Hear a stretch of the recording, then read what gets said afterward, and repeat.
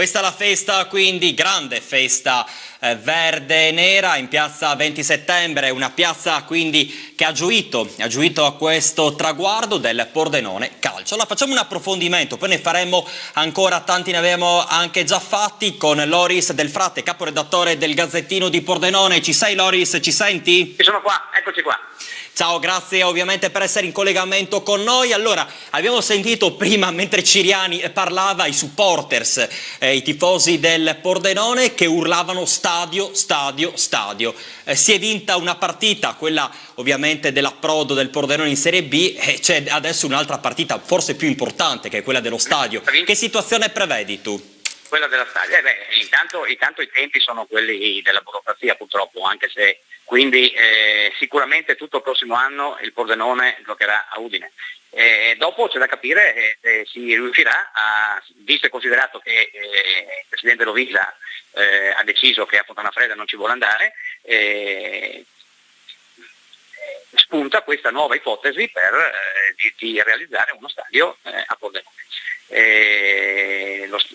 Lo stadio in città, diciamo che i tempi tecnici ci vorrà un anno e mezzo, ammesso e concesso che tutto fili liscio, che tutto corra.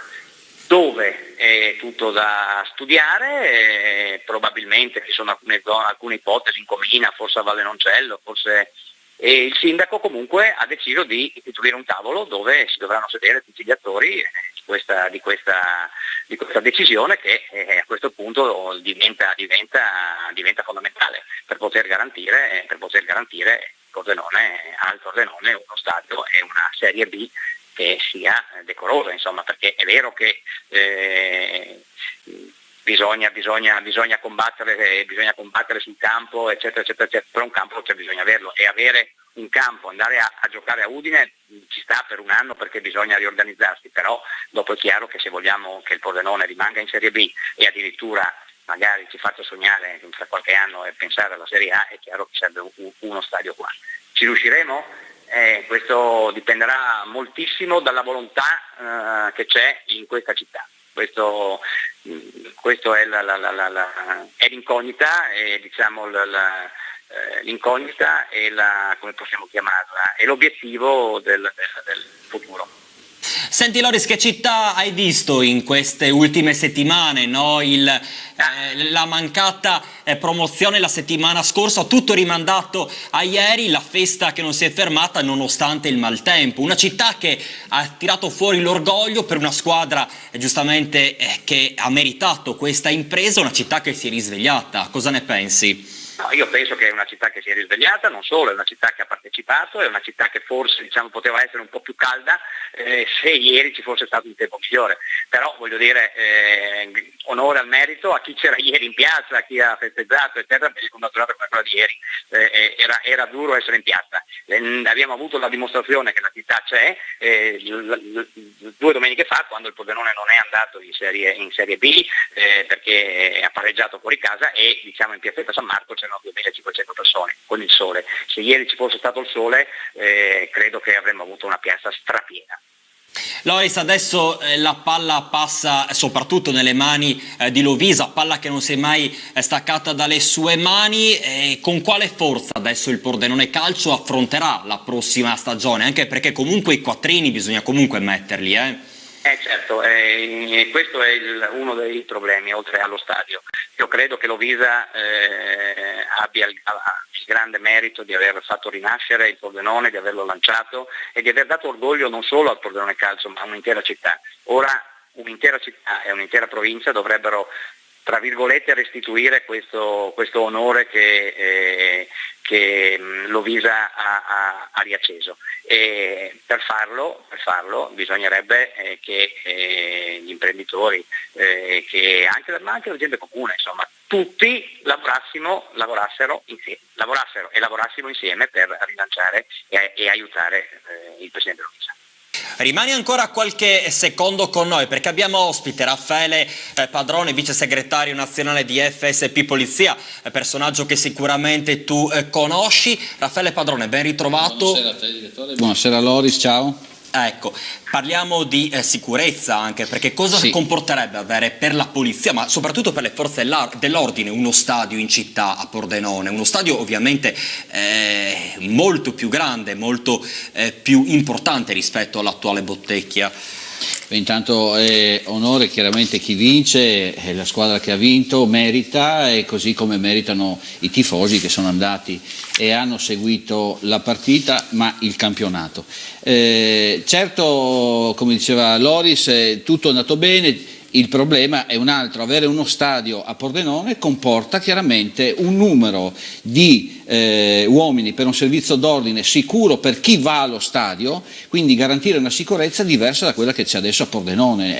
È improponibile avere una totale sicurezza col numero di uomini che abbiamo, perché ogni volta siamo costretti, come dicevo in altre occasioni, e Loris mi sta ascoltando, dei servizi aiutati, incrementati da personale che viene da fuori. Allora io direi che sarebbe anche opportuno che tutte quelle persone che erano lì a tifare il calcio ieri sera fossero anche così ben predisposte ad andare allo stadio sicuri, e per fare questo ci serve sicuramente un numero di personale.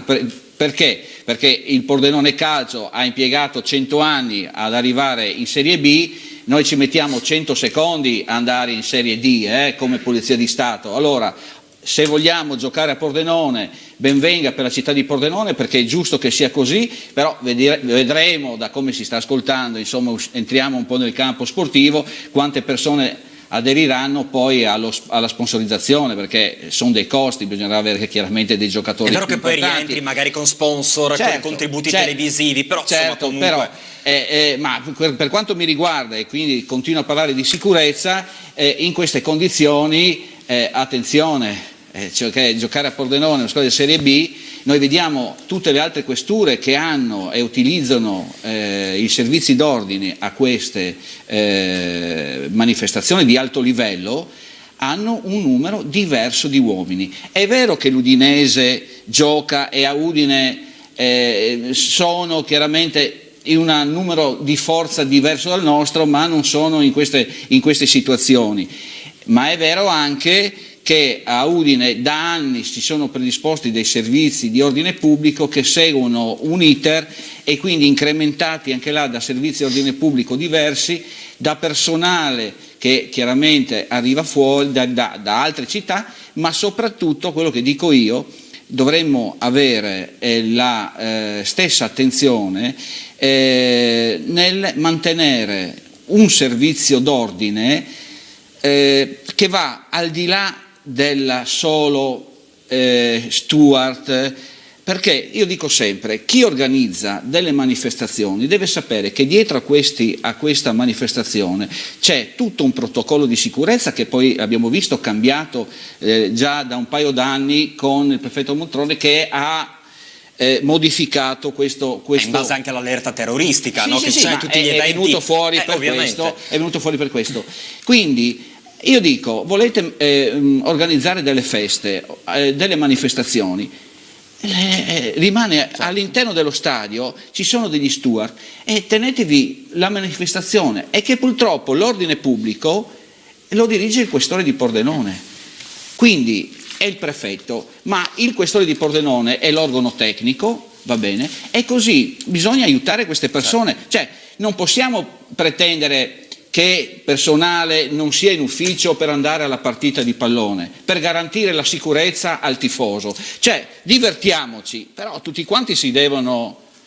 Ecco Loris, hai sentito le parole di Raffaele Padrone, è un po' preoccupato, giusto che il Pordenone in B, giusto magari lo stadio di proprietà nel cuore di Pordenone, tu mi dicevi la Comina piuttosto che Valle Noncello, la Fiera, ma potrebbe essere, qualora non dovessero arrivare poi delle forze di polizia adeguate, una sorta di bomba a orologeria, cosa ne pensi? Ma no, io dico che sono delle preoccupazioni più che legittime, dico anche che non possiamo però pensare di buttare via un risultato così ottenuto per delle situazioni che si possono risolvere. Giustamente, come dice Raffaele Padrone, è fondamentale che le forze dell'ordine siano messe nelle condizioni di poter lavorare, ed è fondamentale che ci sia il contributo delle società con gli steward e tutto quello che ci deve essere. Ma questo è diciamo prioritario. Dopodiché questo però non può diventare un motivo per non avere il Pordenone in città, insomma, questo è il senso di quello che voglio dire. No, ma è assolutamente vero, Loris, no? È assolutamente vero quello che dici, cioè non è che però le due cose vanno a braccetto, cioè noi non possiamo fare i grattacieli di 500 metri se non abbiamo le fondamenta, allora cerchiamo di uscire in piazza, di essere lì, quei 3.000 che erano lì, che venissero in piazza a manifestare insieme a me, anche questa voglia di avere a Pordenone più personale di forze dell'ordine, chiaramente, e per dare maggiori soddisfazioni anche alla gente, cioè di lavorare in sicurezza. Ieri non è successo nulla, grazie alla professionalità dei colleghi, ma come tu ben sai non potevano essere chiaramente in un numero così importante come ottenere a tenere a distanza, insomma. È certo che avevamo, se tu conosci i numeri, avevamo 7 tifosi della squadra avversaria, quindi è stata una festa del Pordenone che non poteva avere, sì, a parte qualche pazzo che magari si voleva ubriacare, rompere le scatole ad altri, ma che nulla ha a che fare col tifo. Però se al posto del Giana fosse stata la Triestina, può darsi che avremmo avuto dei grossi problemi. Allora, cosa dico?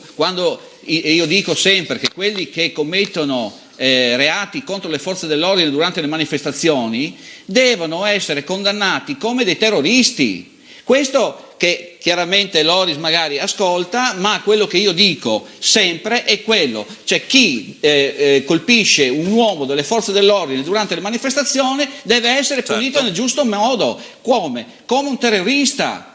E invece in Italia, se succede la rivolta durante la partita di calcio e viene presi a botte i colleghi devono rispondere perché non sanno come devono intervenire, ma non come devono intervenire, dove devono colpire, perché se no diventano i fascisti della situazione, mentre il tifoso entra in città, spacca tutto, abbiamo visto a Roma, abbiamo visto grosse partite, rovinano i nostri monumenti, le nostre città, imbrattano tutto, se ne vanno e alla fine ne prendiamo 2, gli diamo il daspo e alla fine non abbiamo risolto nulla. Il poliziotto all'ospedale si paga le cure mediche e deve anche magari dare giustificazioni se succede qualcosa.